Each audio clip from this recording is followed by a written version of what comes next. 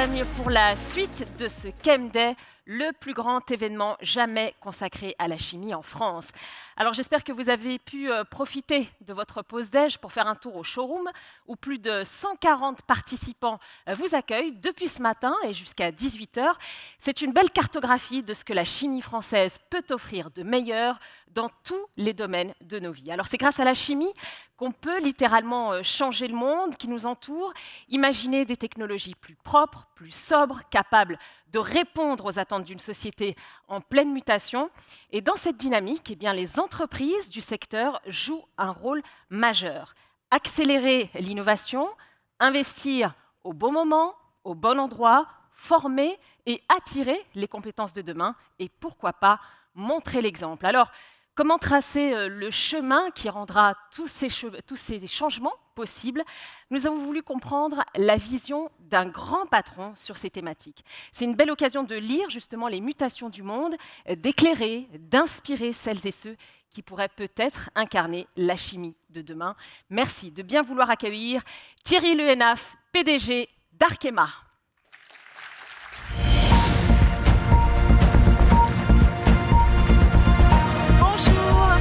Et bienvenue, c'est une prise de parole exceptionnelle que vous nous offrez aujourd'hui pour cette masterclass. Je vous cède la scène, à tout à l'heure.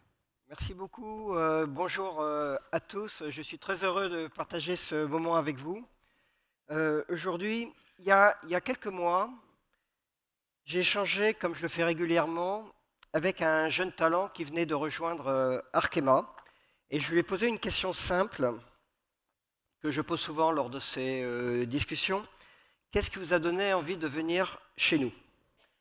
Et il m'a répondu sans hésiter, j'ai envie de contribuer. Et ce mot m'a frappé, contribuer, pas faire carrière, pas évoluer, pas même apprendre. C'est un mot que l'on n'entendait pas forcément par le passé, mais qui revient souvent aujourd'hui chez les jeunes qui rejoignent Arkema. Et je crois qu'il a dit quelque chose d'essentiel. Vous, jeunes étudiants ou récents embauchés, avez envie de jouer un rôle, d'avoir un impact, d'être utile au monde qui vous entoure. Et c'est exactement ce que permet l'industrie, et en particulier la chimie, lorsqu'elle est tournée vers l'innovation et le progrès. Et c'est probablement ce qui nous réunit tous aujourd'hui. Nous sommes 1700 participants, visiteurs, professionnels chevronnés, étudiants, l'envie de contribuer par la chimie. Et cet événement Chem Day, c'est une très belle vitrine, bravo aux organisateurs, qui fait honneur à la chimie française. La France, elle a toujours été une terre de tradition chimie. Nous avons des prix Nobel, nous avons des écoles d'ingénieurs qui sont nombreuses et de très haut niveau, des entreprises qui sont engagées dans les territoires partout en France, et de toute taille, qui vont des start-up à des grandes entreprises comme Arkema. Et je le dis depuis longtemps, il n'y a pas de pays fort sans industrie forte, il n'y a pas d'industrie forte sans chimie forte. La chimie, qui est la mère de toutes les industries, elle est à la fois traditionnelle, mais résolument moderne. Elle est absolument incontournable, on l'a vu ce matin, car elle est au cœur des solutions pour le développement durable. Sans chimie, vous n'aurez pas de panneaux photovoltaïques, pas de véhicules électriques, pas de data center. Son terrain de jeu est immense, ses opportunités de croissance sont grandes pour ceux qui savent les saisir. Donc nous sommes très loin en fait de l'image d'Épinal, d'usines qui seraient dangereuses et qui fumeraient.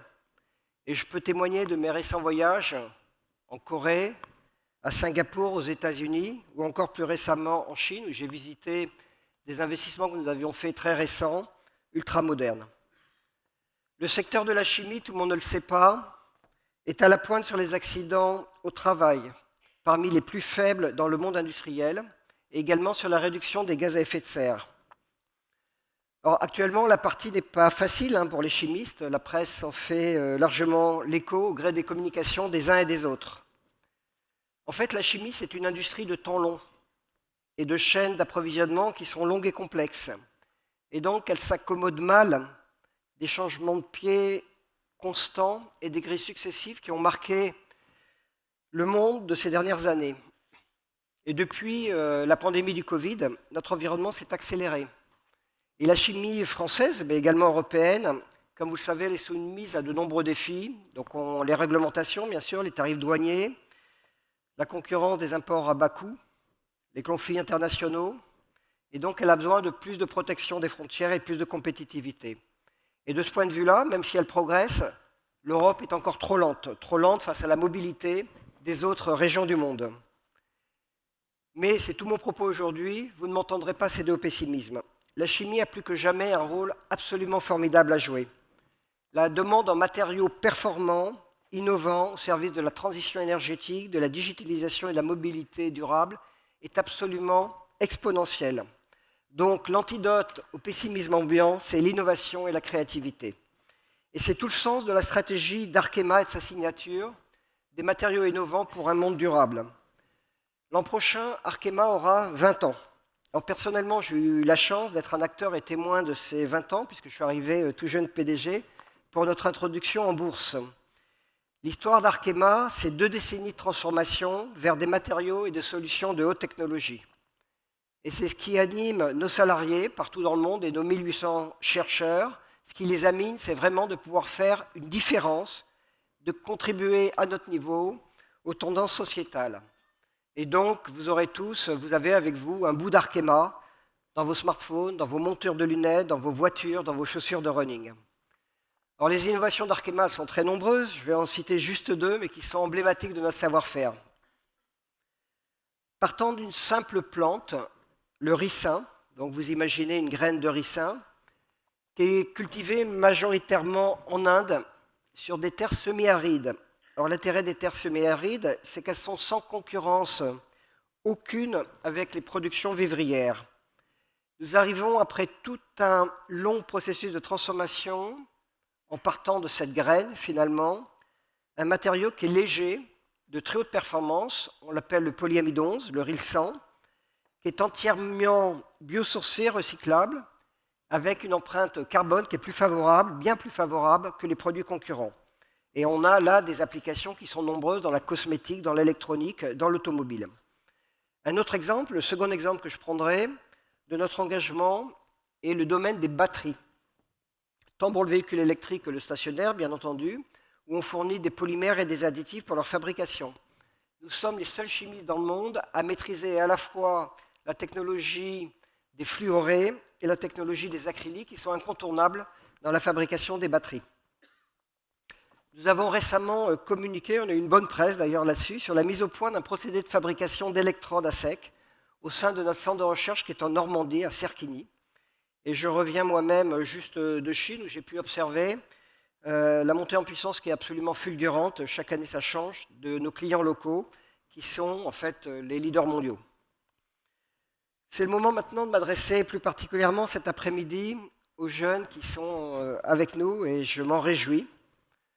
Nous sommes aujourd'hui 21 000 collaborateurs qui sont répartis sur plus de 50 pays.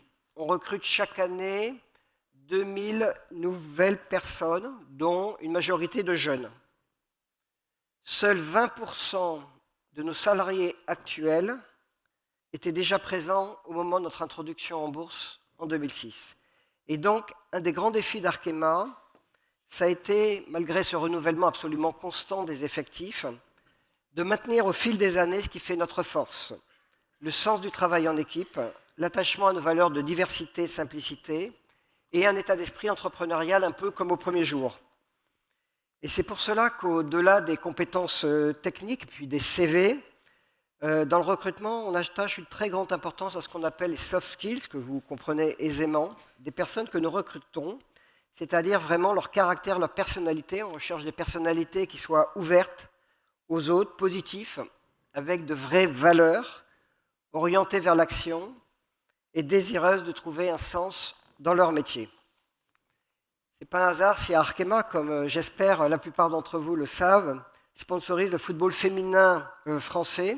Alors ça peut sembler surprenant pour une entreprise de chimie, donc d'industrie traditionnelle, mais en fait ça reflète l'audace et la dimension sociétale de nos salariés qui nous amènent en permanence. Voilà, c'est une bonne transition pour quelques mots de conclusion. Vous l'avez vu toute la matinée par sa capacité d'innovation. La chimie, c'est un pilier du développement durable. En fait, c'est une industrie qui est discrète. Elle est souvent trop discrète, on nous le reproche d'ailleurs. mais qui sait assembler les atomes, qui crée les matériaux et qui rend possible les transitions que nos sociétés appellent de leur vœu. C'est aussi, et c'est très important, on l'oublie souvent, je crois que le ministre l'a dit tout à l'heure, c'est un facteur de cohésion sociale, par son ancrage territorial, par les emplois qualifiés qu'elle permet, par la diversité de ses métiers et la collaboration qu'elle autorise entre chercheurs, entre start-up, grandes écoles, techniciens, grands groupes. Et donc c'est une industrie qui est profondément humaine et qui relie, qui transmet et qui forme. Et le projet d'Arkema, c'est véritablement, depuis le début, c'est d'arriver à réunir ces deux dimensions, être un acteur de transformation technologique et de cohésion. Dans un monde qui s'accélère, nous savons que l'agilité, la vitesse et l'audace seront absolument déterminantes plus que jamais. Et le statu quo, ça n'a jamais été dans l'ADN d'Arkema. Donc nous bougeons et nous voulons embarquer avec nous des salariés qui bougent en même temps. Et c'est ici que la génération des jeunes, votre génération, pour les jeunes qui sont dans la salle, j'aurai l'occasion d'en parler avec Marie, Salomé et François tout à l'heure, c'est là que votre génération de jeunes joue un rôle majeur. Vous arrivez avec d'autres attentes, vous apportez un regard neuf, une exigence forte, une volonté assumée de contribuer, pour reprendre le mot du début, et vous n'attendez pas plus tard pour avoir un rôle, puisque vous le voulez maintenant. C'est une formidable nouvelle pour notre industrie. Alors j'invite tous les jeunes qui sont ici, qui se reconnaissent dans mes propos, à regarder notre industrie avec ambition et gourmandise. La chimie vous donnera des responsabilités, un impact réel dans les transformations qui comptent. Et si nous voulons les réaliser, une chose est sûre, nous aurons besoin de vous. Donc l'avenir de la chimie, en résumé, se construira avec vous, j'espère, à nos côtés. Merci. Merci Thierry Lehenaf pour cette masterclass et ces messages à la jeunesse. Alors le temps de vous déséquiper, on va poursuivre sur notre lancée en invitant donc 3 jeunes, 3 talents, 3 parcours très différents mais tous connectés à la chimie. Ils sont au cœur de l'innovation. Ils ont plein de choses à vous dire, Thierry Lehenaf. Je les invite à monter sur scène Marie Perrin, Salomé Robin et François Bouchacourt. Bienvenue Aïda. Bonjour. Bonjour François, prenez place, je vous en prie. Vous choisissez la couleur que vous voulez, vous éloignez pas trop, il faudrait quand même pas laisser un siège vide ici. Voilà, hop, François, le vert, il est pour vous. Alors, je vais dire un mot, Marie Perrin, vous êtes chimiste lauréate du Young Inventors Prize, cofondatrice et dirigeante de la start-up Recover, vous allez nous en reparler dans quelques secondes. Salomé Robin, lauréate du prix Jeune Innovation 2025, aujourd'hui enseignante, et puis François Bouchacourt, responsable des processus logistiques chez Bostik, et c'est donc la division adhésif d'Arkema. Alors je vous souhaite la bienvenue. L'idée de cette table ronde, c'est vraiment de confronter vos regards, d'échanger de manière tout à fait horizontale, puisque vous avez les unes et les autres des parcours différents, et de la même manière, pour un grand patron tel que vous, Thierry Lehenaf, c'est une façon de répondre très directement aux questions des jeunes, questions qu'on peut se poser quand on est par exemple au début de sa carrière. Alors sans doute vous aussi vous avez des questions à leur poser. Alors dans l'ordre, on va juste en apprendre un petit peu plus sur vous. Marie, est-ce que vous pouvez juste nous parler de votre parcours, de ce prix que vous avez reçu? Donc, bonjour à toutes et à tous. Donc, je m'appelle Marie Perrin, j'ai 28 ans et je suis chimiste. Moi, après une classe préparatoire, j'ai fait mes études de chimie donc, à Paris, entre l'Université Paris-Saclay, l'ENS Paris-Saclay et l'École Polytechnique. Et j'ai continué après sur un doctorat sur la chimie des terres rares. Et c'est pendant ce doctorat que j'ai eu la chance de découvrir et de breveter un procédé innovant qui permet de faire la séparation des terres rares et qu'on a décidé d'appliquer au recyclage, qui est un enjeu majeur en termes de souveraineté économique également. Et donc avec ce projet de start-up Recover qui vise à industrialiser, à commercialiser ce procédé. Et effectivement, cette année, cette technologie a été reconnue par le prix des jeunes inventeurs, par l'Office des brevets européens. Waouh, bravo, c'est magnifique.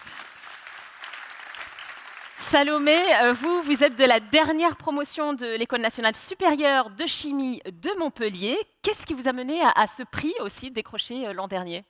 Donc, dans le cadre de notre dernière année à l'École nationale supérieure de chimie de Montpellier, on a l'occasion de participer à des projets d'innovation.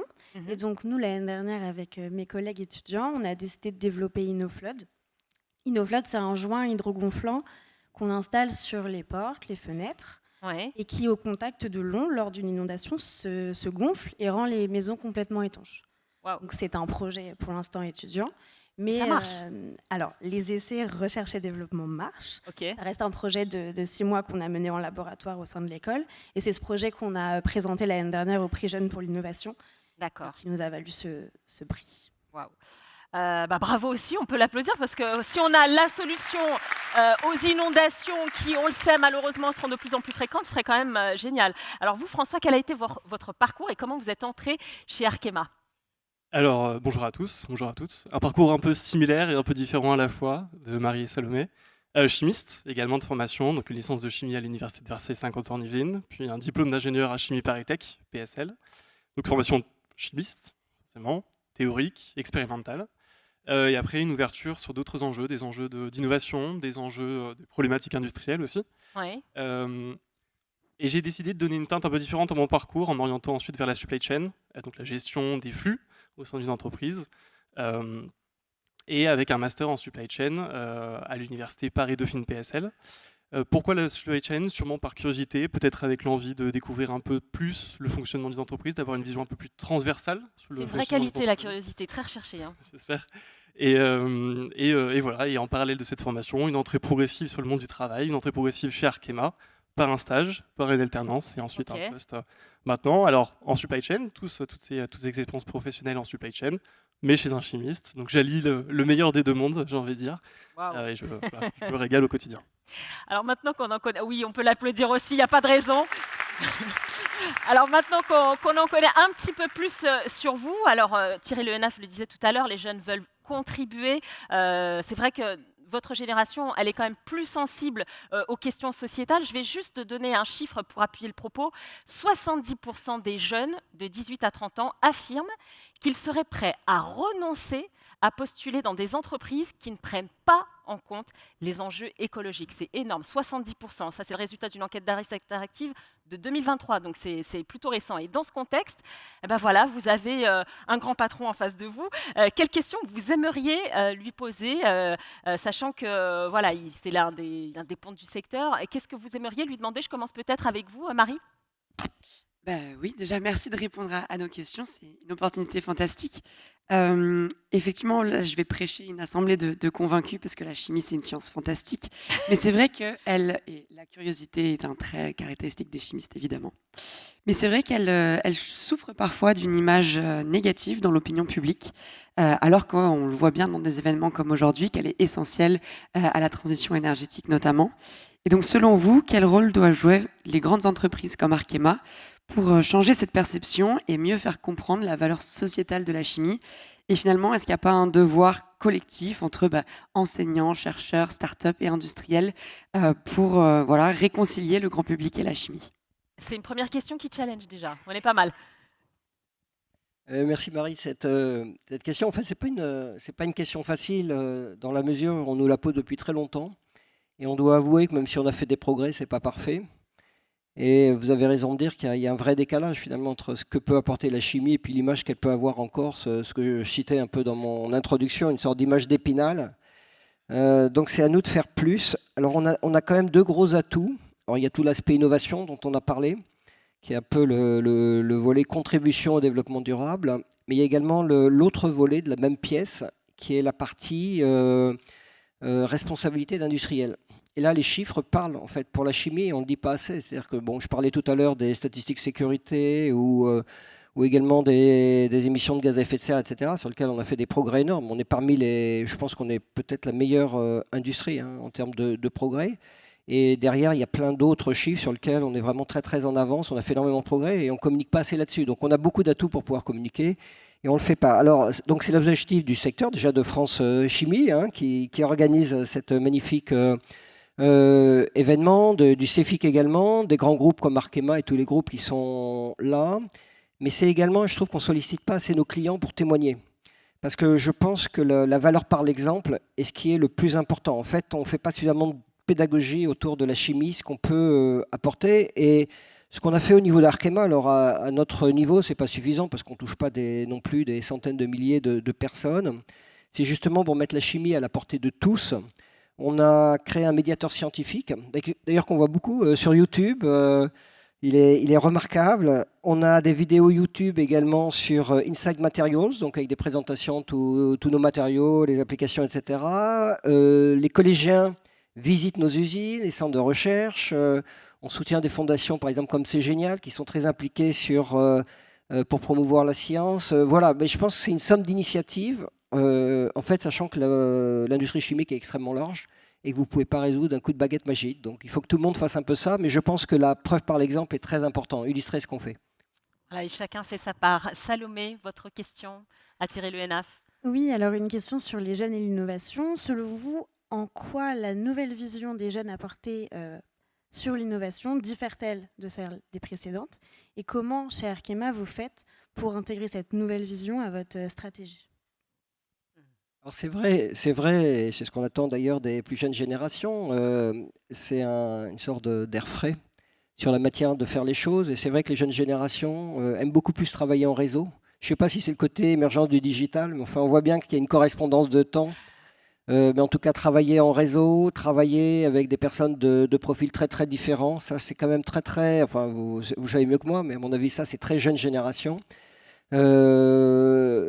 L'autre aspect, je dirais, c'est cet attachement à ce que l'innovation soit porteuse de sens aussi, ce qui nous pousse à être beaucoup plus proche de l'utilisation finale. Qu'est-ce qu'on fait de nos produits finalement? Alors que l'innovation un petit peu des générations plus antérieures était davantage une innovation très scientifique qui poussait les technos vers les marchés. De plus en plus, on part des marchés pour revenir vers les technos. Et ça, donc, c'est très intéressant, je trouve, de discuter avec des jeunes générations par rapport à ça. Maintenant, en fait, nous, ce qui nous plaît chez Arkema, c'est de mélanger les jeunes et les moins jeunes. Et c'est ça la force, en fait. Hein. C'est cette diversité qui est extrêmement importante. Et donc, ça nous a permis, je pense, déjà que les jeunes apprennent beaucoup et puis que nous, nos plus anciennes générations restent jeunes. Donc, voilà, c'est ce qui se passe chez Arkema, en tout cas. Voilà. Et oui, il y a les deux, il y a le mentorat inversé et ça apporte forcément à l'entreprise. Votre question, François Bouchacourt? J'ai le sentiment qu'on est dans un contexte qui est complexe, qui est volatile. Comment, malgré ce contexte-là, on a l'impression qu'il s'intensifie en plus, les enjeux de transition écologique restent primordiaux pour l'industrie chimique et pour un groupe comme Arkema? Alors c'est vrai qu'on pourrait penser que comme le monde est volatile, on peut perdre dans un monde où beaucoup de personnes perdent leur repère en fait. Hein. Donc c'est un monde un peu sans repère, etc. Donc au contraire, moi je dirais que finalement la réponse est comprise dans la question. C'est-à-dire que comme on est dans un monde qui est plus volatile, où il y a moins en moins de repères, finalement les repères ça devient la stratégie. Et pour Arkema, les repères c'est la stratégie vers le développement durable. Comme l'est d'ailleurs, comme autre repère, c'est notre culture d'entreprise très entrepreneuriale, très inclusive. Voilà, donc je pense que c'est bien d'avoir des points fixes et l'entreprise peut apporter ça. Justement, dans un monde qui bouge beaucoup. Et nous, les points fixes, c'est la stratégie et la culture corporate. Donc et ça se retrouve d'ailleurs, par exemple, par rapport à notre engagement sur le développement durable, dans les brevets. 90% de nos brevets sont alignés avec les objectifs des Nations Unies et vers les objectifs de développement durable des Nations Unies. Donc ça montre bien qu'en fait, le monde y bouge, mais nous, on a une stratégie qui est vraiment très ferme et qui reste très assise justement sur les solutions de développement durable. La transition est toute trouvée puisque ce qui dit stratégie dit aussi performance. Et là, on va parler de performance. Salomé, je vous laisse poser votre deuxième question, ce deuxième tour de table, consacré cette fois à la performance de l'entreprise. Alors Arkema se positionne comme le leader de la chimie de spécialité. Comment est-ce que vous arrivez dans vos projets d'innovation à la fois concilier la performance économique, sans oublier l'impact environnemental? Eh oui. Alors c'est vrai qu'on a tendance à opposer les deux, parce qu'on se dit si on fait de l'écologie, ça permet pas d'être performant économiquement, et en fait c'est souvent une mauvaise perception dans la mesure où déjà pour être performant, il faut durer, et que donc la durabilité finalement c'est l'intersection entre la performance et l'impact écologique. Donc déjà je pense qu'il n'y a pas du tout d'opposition, l'un va avec l'autre si on veut avoir une performance durable, et c'est ce qu'on recherche chez Arkema. Également le fait en fait la barre est très haute pour avoir un impact écologique. Et comme la barre est très haute, on va considérer que les entreprises les plus spécialisées, qui ont le plus de technologie sont capables de mettre, justement, de passer les obstacles mieux que ceux qui sont moyennes. Donc pour nous, c'est un élément de différenciation. Et la différenciation, ça crée de la protection par rapport aux pays à bas coût et ça crée de la croissance. Donc en fait, pour nous, c'est la même chose. En fait, plus la barre est haute, plus ça nous permet de nous différencier par rapport à nos concurrents. Et ça, c'est un élément absolument clé. Ça fait partie aussi des questions que vous posez, Salomé. Marie, pardon. Oui, tout à fait. Donc, pour rebondir sur la question de Salomé, effectivement, moi, c'est sur la gestion des ressources et sur la circularité. Effectivement, c'est un sujet qui est très, très important. Et effectivement, la circularité des matériaux, c'est un enjeu central et on le voit notamment dans un contexte géopolitique ou politique qui peut être instable. C'est un enjeu clé pour augmenter la souveraineté et notre indépendance de production, notamment en France et en Europe. Donc, comment est-ce qu'un groupe comme Arkema intègre-t-elle la logique de la circularité sur la fin de vie et la recyclabilité de ces matériaux, justement dans ces stratégies d'innovation? Alors, la circularité, c'est tout un programme, hein, qui est censé se diffuser dans l'ensemble de l'entreprise, mais qui demande énormément de ressources et puis de concentration. Alors nous, la manière dont on le voit, c'est on appelle les 3 R.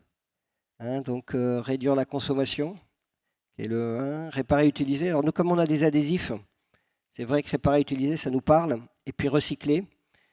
Alors le problème du recyclage, c'est que ça a un coût et ça ne permet pas nécessairement de réduire les émissions carbone. Enfin, ça émet quand même. Hein. Pas encore. Pas encore, mais bon, recycler, c'est quand même émettre. Hein. Donc, voilà, donc ça demande en tout cas pas mal de sophistication. Et donc, si on reste sur ce dernier axe, qui est l'axe de recyclage, nous, ce qu'on fait, on regarde à 3 niveaux. D'abord, on utilise de plus en plus de matières premières recyclées, quand même, notamment dans nos adhésifs ou dans nos grands polymères. Donc ça, c'est une première chose. Deuxièmement, on a, je ne sais pas, pour ceux qui ont visité le salon, donc sur les panneaux, on voit tout ce qu'on fait dans le domaine des pales d'éoliennes, hein, à partir de résine métacrylate, hein, mais également pour l'univers de la marine. On a un partenariat avec Beneteau de façon à pouvoir faire des bateaux complètement recyclables. Donc ça, la recyclabilité, ça nous parle avec des grands partenaires. On a également, tout à l'heure, j'ai parlé du polymide 11 qui est fait à partir de ricin. Alors lui, il est plus que recyclable, il est biosourcé, recyclable, donc c'est il y a raison de dire que c'est incroyable. Non, c'est de la chimie, c'est pas magique. Oui, hein. ouais, c'est pas magique, mais bon, on aime bien dire que c'est ces petites réactions en chaîne qu'on aime bien. Et on a même acheté en Italie une petite société qui faisait du recyclage. Donc qui reprend des polymères, pas forcément nos polymères, mais qui est capable de recycler des polymères. Donc là, on a une offre de produits recyclés grâce à des polymères qu'on recycle nous-mêmes. Et enfin, ce qu'on oublie parfois, au niveau du recyclage, c'est comment aider nos clients à mieux recycler. Et on a plein d'exemples dans les adhésifs. Par exemple, quand vous prenez une bouteille de verre, il y a une étiquette dessus qui est collée, donc sur la bouteille, etc. Et donc, en fait, avec les adhésifs qu'on présente, quand on enlève l'étiquette, on enlève la colle avec. Qui fait que la bouteille, elle, peut être recyclée de manière importante. Ou quand vous avez des matériaux, des monomatériaux, c'est-à-dire qu'en fait, de plus en plus, quand vous avez des sous-ensembles, nos clients vont essayer d'avoir un seul matériau, enfin un seul type de polymère, et donc d'avoir des colles qui permettent d'être recyclées directement avec le monomatériau. Donc voilà, donc on a beaucoup de choses dans ce domaine-là. La difficulté avec le recyclage, et ça vous le savez, c'est toute la partie de la chaîne de valeur. Elle est très difficile à maîtriser et on n'est pas au bout du chemin sur ces aspects-là. La troisième question, elle est pour vous, François, toujours sur cette notion de performance qui embarque véritablement toute l'entreprise, les partenaires, etc. Absolument, et je vais poursuivre sur la circularité, la question posée par Marie.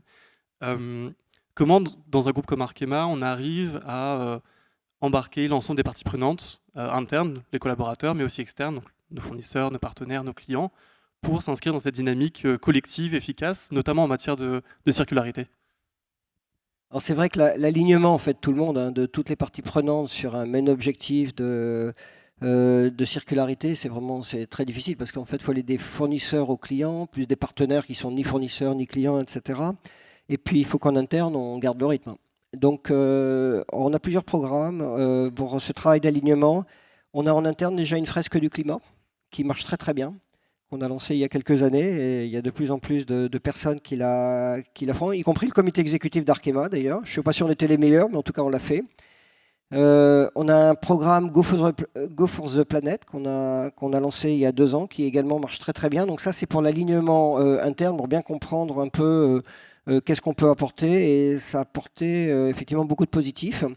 En externe, donc, on essaye de communiquer de notre vision RSE, notamment avec les fournisseurs. On a des initiatives comme Together for Sustainability qui marchent très très bien. Donc c'est vraiment les embarquer en fait sur notre définition de la RSE.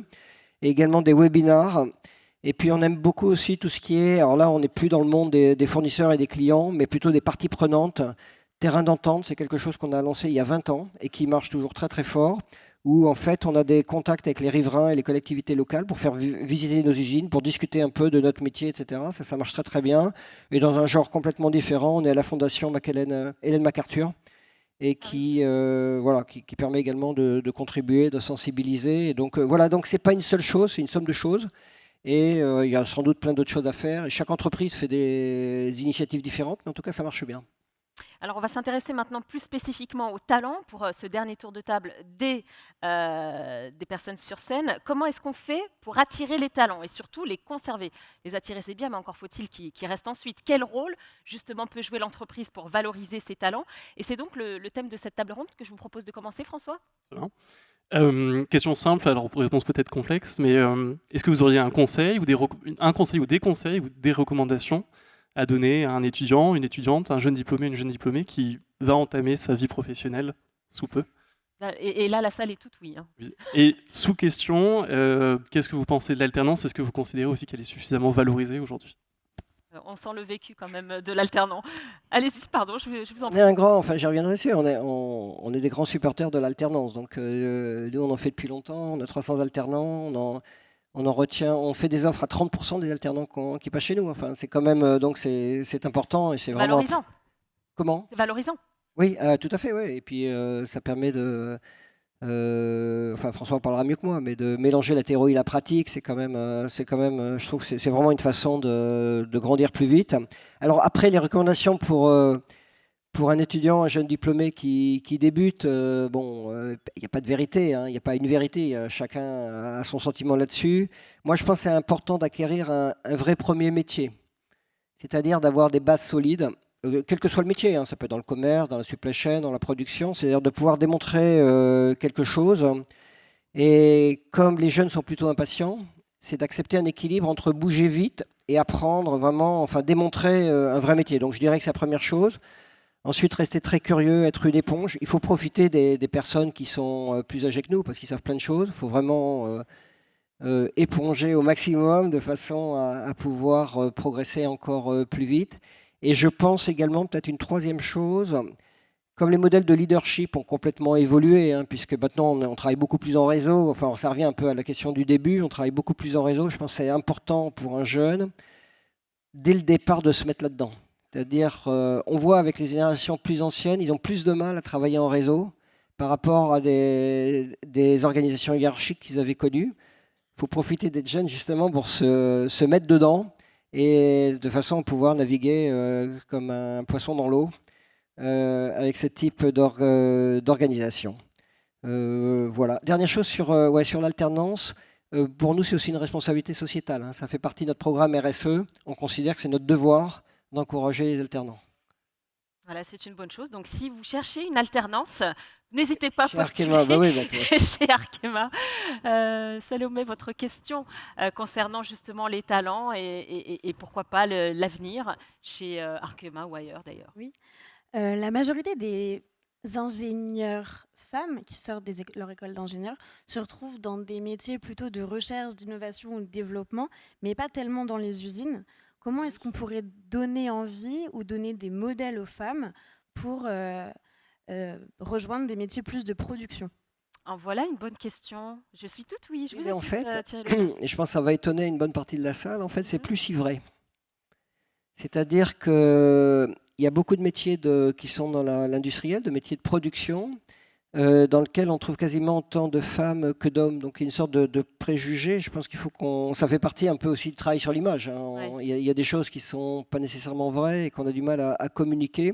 Et par exemple, dans tout ce qui est sécurité, procédés, supply chain, on trouve autant de femmes que d'hommes. Par exemple, je vais vous citer un exemple. notre plus grand investissement qu'on ait jamais fait en 20 ans chez Arkema, c'est à Singapour. Donc, une usine qui fabrique justement du polyamide 11, base de ricin. On a dépensé environ 1,5 milliard quand même là-bas à Singapour. Et la personne qui avait charge d'optimiser les procédés de cette usine, c'était une femme. Donc on a vraiment beaucoup de femmes chez Arkema dans les métiers industriels. Par contre, et ça rejoint sans doute votre question, il y a sur les métiers de maintenance et de direction d'usine, là il y a moins de femmes. Mais on fait du mentoring, on essaye de prendre le problème par le bon bout. Et aujourd'hui, on a en France quand même 3 femmes directrices d'usine. Et qui est un métier formidable parce que c'est un vrai métier de chef d'orchestre. C'est un bon début. Marie, votre dernière question.